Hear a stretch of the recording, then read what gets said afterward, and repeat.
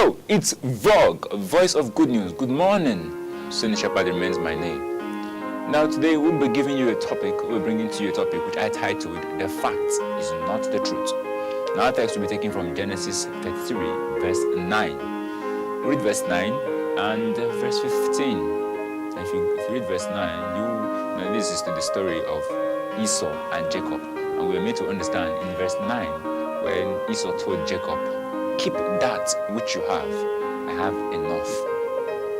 Now, we all know the story of Jacob and Esau, how he was betrayed by his brother, belittled by his younger brother rather, and at the end, it happens to be his blessings was taken by his brother. His brother happened to swingle him, like tricked him and took his blessings. Now, the story of Jacob is the story of Esau. When I look at the life of Esau, and I got to understand that Esau was a man that was able to use a little to achieve much. That's why I said the fact is not the truth. Never you conclude on a man that is still breathing. You are still breathing, then you can make it. The fact that you still have breath, there is every possibility that you can make it. It doesn't matter the situation on ground. It doesn't matter how life has been a palace of disease, a schedule of failure. A circumstance might have turned your hands down. Situation might have beaten you to surrender. That you are breathing is as though that you are dead. Those shouldn't be a problem anymore, because in as far as you still have breath, there is every possibility that you can make it. The story of Esau is a very clear evidence. It's very evidential. It's a clear example for we to understand that the fact is not the truth. The reason why I said the fact is not the truth, he was told by his father that the blessings that were meant for him has been taken by his brother. Now, that got him very angry. I believe now he had the right to get angry. He said he's going to chase Jacob, he's going to kill Jacob.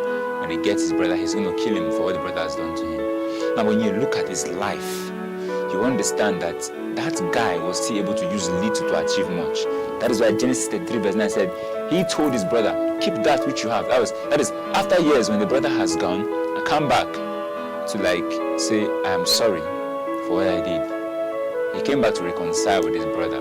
But what did Esau tell him? He said, I'm not angry with you. Keep what you have. Now, he brought gifts. He brought properties and many things he wanted to give to the brother. And the brother told him, keep what you have. I have enough to spare. That is to tell you, no matter what you have, don't say it is too small. The foolishness of the wise, of the five talented men, where one was given 5, or the other one was given 2, and the other one was given 1. The one was given 1, well, why would they give him 1 and they give the other one 5? He did not use his own well. Most times we may be complaining and say, why would God bless this one more than he blessed us? I believe he wants to see the level of maturity you have. Yes, he may want to see the level of maturity you have. So no matter the level you are in life, do not feel that because this person, because most of us will say, I didn't get to go to school, I didn't get to finish my academics. That is why I wasn't able to achieve it in life. That is a lie, and a lie from the pit of hell. It doesn't have to be that you must be extreme. I'm not saying schooling is not good. What I'm trying to say is that use what you have wisely. When God sees your seriousness, your diligence, he will release the blessing. Now, the father of Esau told Esau something after Jacob has taken Esau's blessings. He told Esau, he said,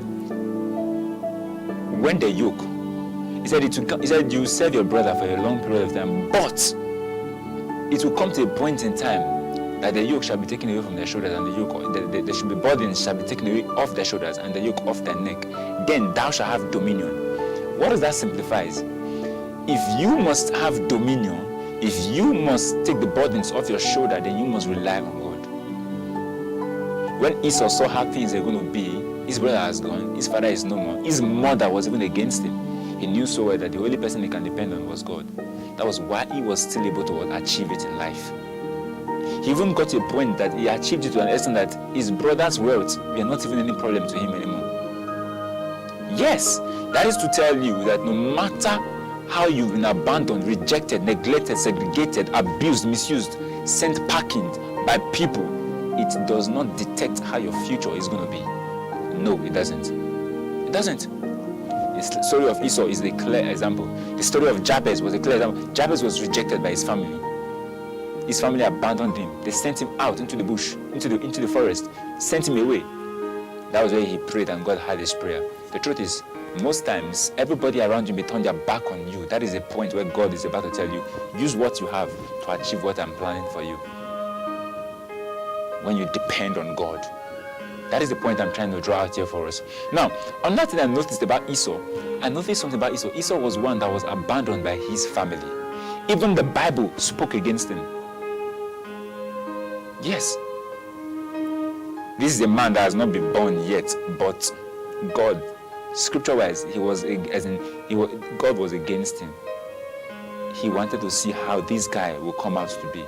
Their mother was against him. How? I'll prove it to you. Now look at it. When I say the mother was against him, if you study well, you will observe that the mother was the one that went to tell Esau, tell Jacob, your father is about to bless your brother. Look at what he has told your brother to do. I believe you should go and do it first so that you can get his blessing. Why would a mother do such a thing? We live in a generation where, sorry to say this, where some mothers tend to have favoritism. That is very, very wrong. You see, some parents tend to have this favoritism in the family. They love one more than the other. Things like that can actually bring dispute in a home. Things like that can actually bring this separated lifestyle in a home. Like the case of Esau and Jacob. Bible said, Esau I love not, Jacob I love. For God to say Esau he loved not, and Jacob he loves. Scripture-wise, God... Now, let me explain this. In the spiritual realm, Jacob was seen to be the firstborn.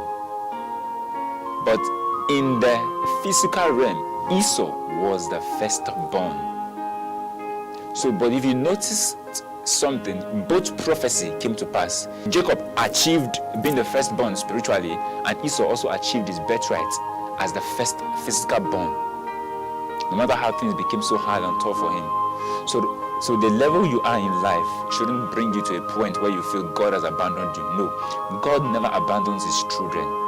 He may put you in a state whereby he may leave you in some certain state of cataclysm, a state of exasperation and despondency where you feel there is nobody there for you. I believe at that point he wants to see the level of maturity you have. I believe at that point he wants to see if you can rely on him. I believe at that point he wants you to be devoted and concentrate on him and him alone.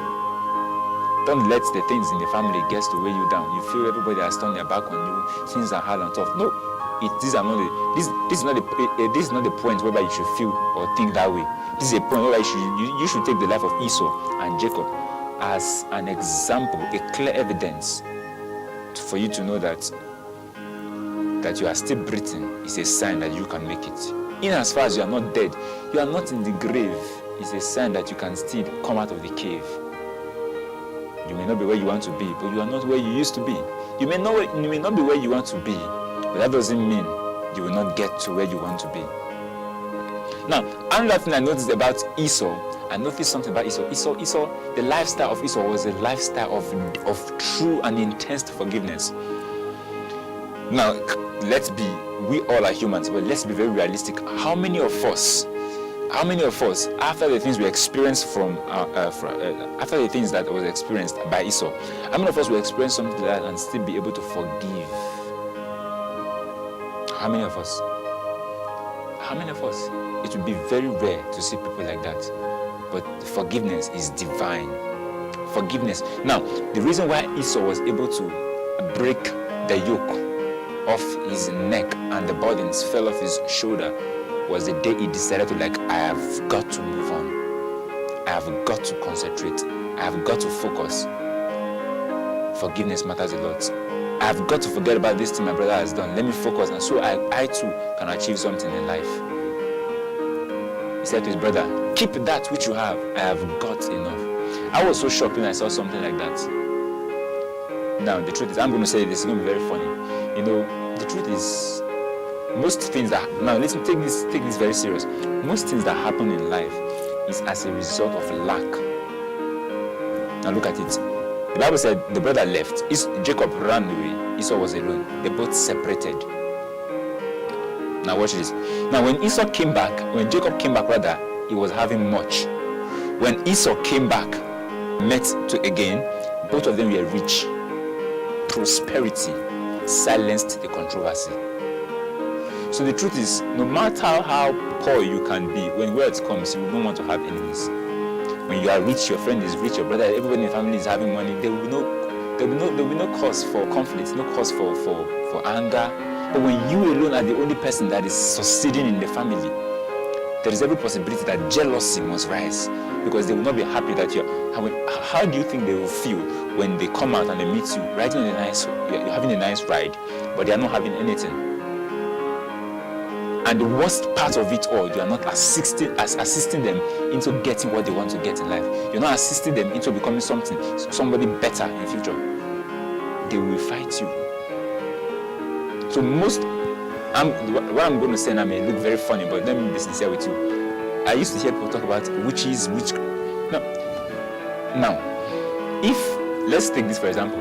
If you are working, you wake up in the morning as early as 7 o'clock, you go to work, you come back very late and you are tired, very tired, you sleep. This is every day. When will you have time to go to Kovu? When you are tired. When the Bible said when the Bible said an idle mind is the devil's workshop, it meant so many things. When you are less busy, you don't have anything doing, you will fly. Yeah, because you are less busy. That's why the Bible said an idle mind is the devil's workshop. The devil will use that as an opportunity to get to you. Because imagine you as a doctor. You wake up in the morning, you go to the hospital, you treat patients, you come back late, 10 o'clock, you are very tired and exhausted, you eat, you sleep. When will you have time to fly when you are tired? You can't. Even if they try, it still will not work. But when in the morning you are in the house doing nothing, afternoon doing nothing, evening doing nothing, at night won't you fly? Yes, you will fly. So that is it. That's life. So you have to keep yourself busy. You have to be very busy. You have to be very busy. Forget about the little level you are in life. Utilize it. Maximize it. No matter how small the fruits may come out of, no matter how small the fruit may be that comes out of it, when God sees the seriousness in you, trust me, He is surely definitely going to make you achieve what you never thought you were going to achieve. The fact is not the truth. The fact about the life of Esau was that he was told that the brother has taken his blessing, that the brother has taken everything, there's nothing left for him. That was the fact. Yes. But the truth is, it will come to a point in time when he decides to take the burden off his shoulder and the yoke off their neck, he will succeed and achieve what he never expected. Then the blessing will come upon him. That was what the Bible was trying to explain to us. The story of Esau and Jacob. The fact is not the truth. The fact is not the truth. Don't let anybody conclude on you. Never you conclude on a man that is still breathing. If he is still breathing, then he can make it. You bow your heads and say, Father, I come to you today, just as I am. I don't know what level I am in life, but I believe that you can put me in a standard. You can take me to the apex and zenith of life. Help me to utilize that which you've given to me. If I have ever grumbled, if I have ever complained that you've not been grateful, if I have ever complained that you've not done well for me, I am sorry. Say, Father, show me mercy. Help me. Help me that I may utilize that which you've given to me. Help me that I may use well that which you've given to me. Help me to become an opportunist in my generation. Help me to use every opportunity that comes my way well. Lord, I may not be where I want to be, but I am not where I used to be. Show me grace, show me mercy. Brood over my life, walk upon the wings. Connect me with the vibrative unction of grace, the revealed word of God, Rema. Throw your words around my life and prove to the devil that you are master. In Jesus' name we pray. Amen. It's the voice of good news. Vogue of Grand Gospel. Same time, same station tomorrow. Don't miss out. And remember, no matter what the matter is, you will definitely matter when it matters most. So long.